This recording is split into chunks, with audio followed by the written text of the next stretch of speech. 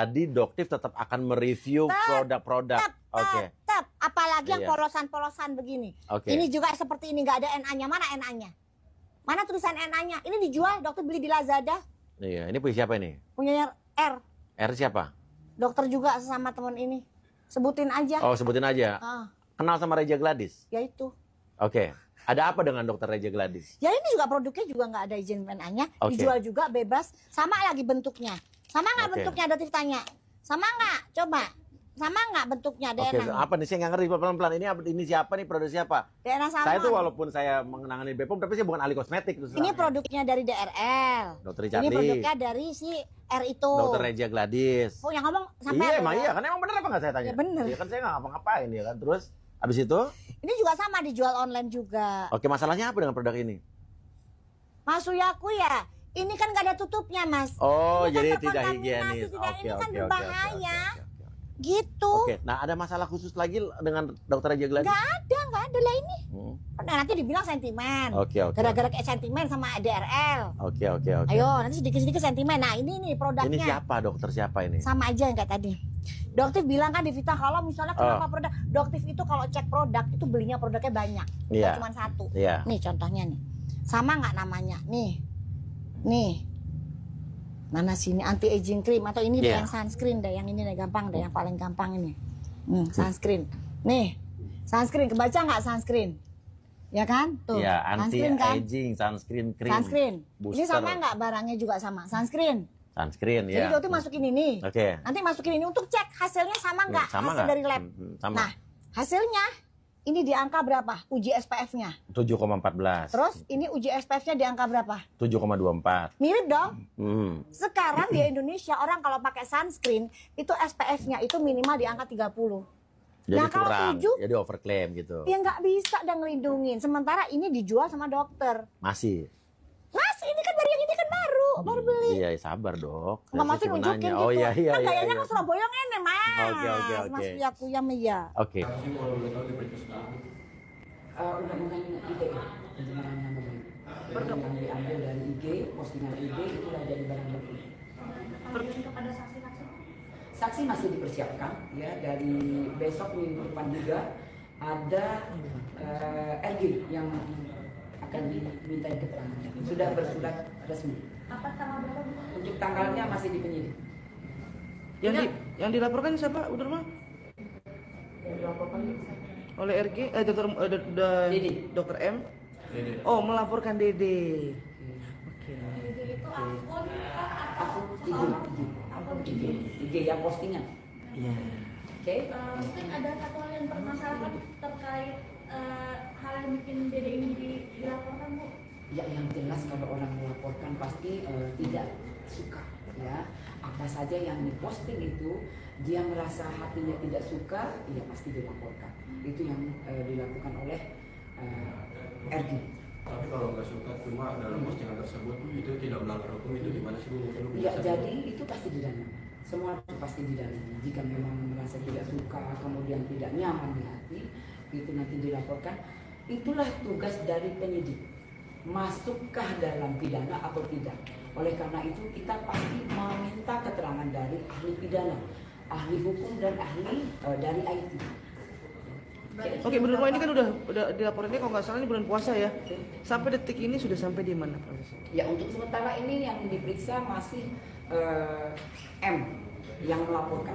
Dan kemarin juga sudah di bersurat atau panggilan resmi untuk RG untuk dimintai keterangan.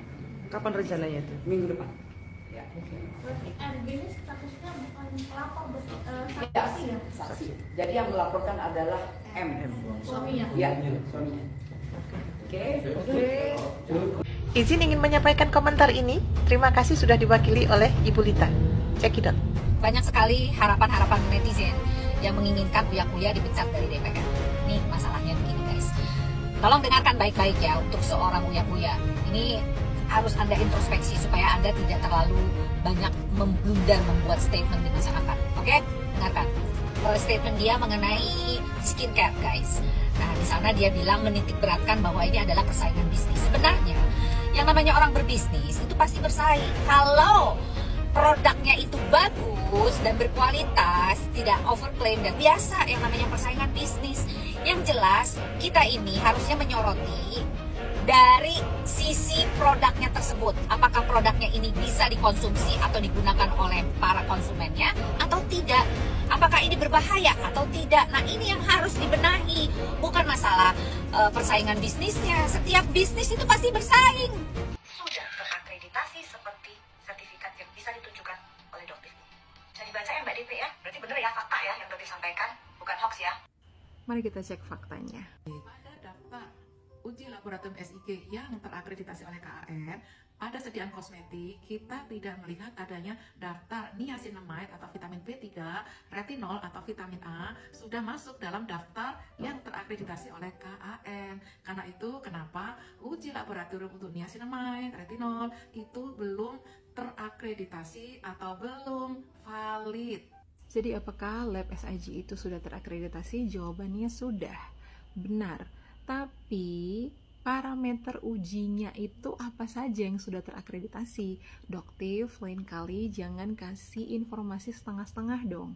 Kasih informasi ke masyarakat itu full, harus lengkap, jangan dipotong-potong. Nanti jatuhnya jadi hoax loh. Kalau mau membeberkan fakta, sebaiknya faktanya harus lengkap, jangan setengah-setengah. To the point aja. Untuk uji niacinamide dan retinol pada kosmetik itu belum terakreditasi. Yang sudah terakreditasi itu adalah uji retinol dan niacinamide pada pangan dan pakan hewan. Dan itu dua hal yang berbeda ya. Makanan dan kosmetik atau skincare itu dua hal yang berbeda. Jadi intinya apa? Jika uji retinol dan niacinamide pada skincare itu belum terakreditasi, intinya hasilnya tidak valid. Tapi sepertinya sudah sering sekali nih Doktif membeberkan sesuatu itu setengah-setengah saja. Contohnya kasus Dr. Gregory. Pada waktu klarifikasi dengan Mami DP, Doktif mengatakan bahwa Dr. Gregory itu tidak benar dan menyebarkan hoax. Faktanya, hasil uji niacinamide yang dilakukan oleh Doktif itu berbeda jauh dengan hasil lab dari Dr. Gregory. Lalu kenapa tidak dibahas? Kenapa yang dibahas hanya setengah kebenaran, setengah fakta aja, yaitu soal SPF-nya? Kenapa tidak dibahas yang uji niacinamide-nya juga? Kenapa? Padahal itu yang diklarifikasi oleh pihak Dr. Gregory dan juga brand Get Beauty. Kenapa selalu Doktif membeberkan fakta itu setengah-setengah saja? Kenapa nggak full sih dok? Edukasi masyarakat itu jangan setengah-setengah. Jadi jika kita mau simpulkan, intinya hasil lab itu belum terverifikasi dan belum terakreditasi. Dua-duanya belum ada, baik akreditasi maupun verifikasi. Karena apa?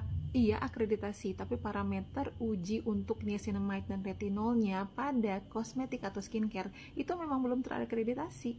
Jadi memang baik verifikasi maupun akreditasi, dua-duanya itu tidak ada. Jadi hasilnya tidak valid. Dan kalau hasilnya tidak valid, berarti uji lab yang ada pada semua brand-brand skincare ini bisa jadi tidak valid semuanya. Lalu ujungnya apa? Ya huru-hara. Because half truth is often a great lie. Kebenaran yang setengah-setengah biasanya adalah kebohongan yang besar. Bukan saya yang ngomong, tapi Benjamin Franklin. Teruntuk Dokter Situngkir, ya, yang katanya dia anak Medan, orang Medan, ya.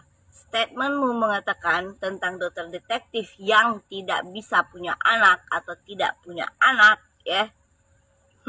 Kau sudah menghina perempuan di dunia ini, paham?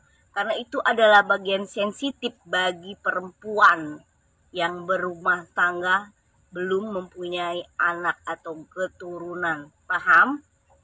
Dan kau nggak usah di videomu itu ya membawa-bawa nama orang Medan untuk ikut meludahi dokter detektif. Mengerti? Kau seorang dokter ya, mulutmu kotornya cakap. Gimana lah orang mau respect dengan kau kalau omonganmu itu seperti itu? Catat ya, kau dengan bangganya mengatakan kau itu dokter, dokter. Tapi Dengan mulutmu yang pengakuanmu kau dokter, kau udah hancurin hati perempuan di dunia ini. Paham? Apalagi kau itu seorang laki-laki. Batak pula lagi kau si tungkir. Oh, tahe. Kalaulah tadi kau ngomong itu dengan berbicara seperti orang yang berpendidikan, mungkin ini ya, orang Medan respect dengan keadaanmu, dengan persoalanmu. Ya mungkin ada juga pasti beberapa orang Medan yang tidak suka dengan, atau wanita-wanita Medan juga tidak suka dengan dokter detektif ya. Bisa ikut meludahi dia dengan keinginanmu itu ya, pengharapanmu itu. Tapi untuk saat ini dengan kalimatmu yang sombong itu ya, gak akan ada yang mau respect dengan bahasamu, kalimatmu, keinginanmu, semuanya tentang dirimu. Entah pun kau yang diludahin. Paham? Cir, mulutnya. Jangan kau bobo orang Medan lah. Main tunggal sendiri kau, bawa keluargamu, bawa saudaramu, bawa teman-teman dekatmu yang respect dengan kau. Gak usah kau bawa orang Medan. Maaf, aku orang Medan gak respect dengan kau. Heran nih ada makhluk kayak kau. Dokter pula lagi ngomong kayak gitu. Sakit hati coy. Gak kebayang.